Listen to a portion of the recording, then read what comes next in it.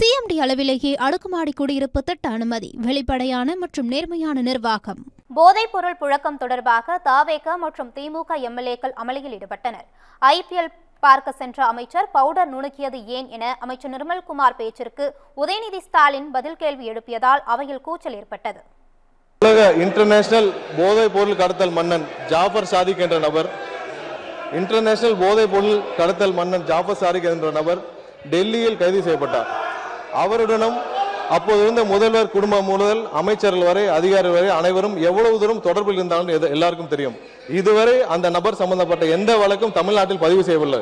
நமது அரசின் கொள்கையும் போதைப் பொருள் அனைத்து வகையிலும் கட்டுப்படுத்த வேண்டும் என்பதுதான் முதலமைச்சருடைய முக்கிய கொள்கை.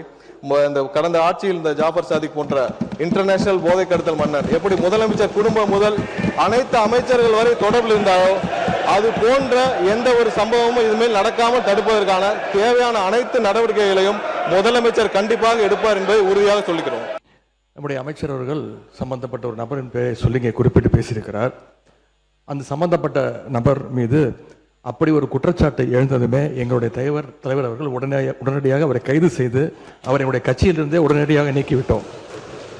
ஆனால் இவங்களுடைய ஆட்சியில் என்ன லட்சணத்தில் நடந்துகிட்டு இருக்கு என்பதை இன்னைக்கு மக்கள் பார்த்துக்கிட்டு இருக்கிறாங்க. இன்றைக்கு ஒரு அமைச்சரே ஐபிஎல் மேட்ச்ல பவுடர், இன்னைக்கு அமைச்சரை ஐபிஎல் உட்காருங்க முடிக்கிட்டோம்.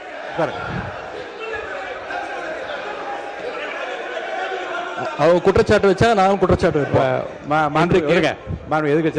சொல்றேன். சிஎம்டி அளவிலேயே அடுக்குமாடி குடியிருப்பு திட்ட அனுமதி, வெளிப்படையான மற்றும் நேர்மையான நிர்வாகம்.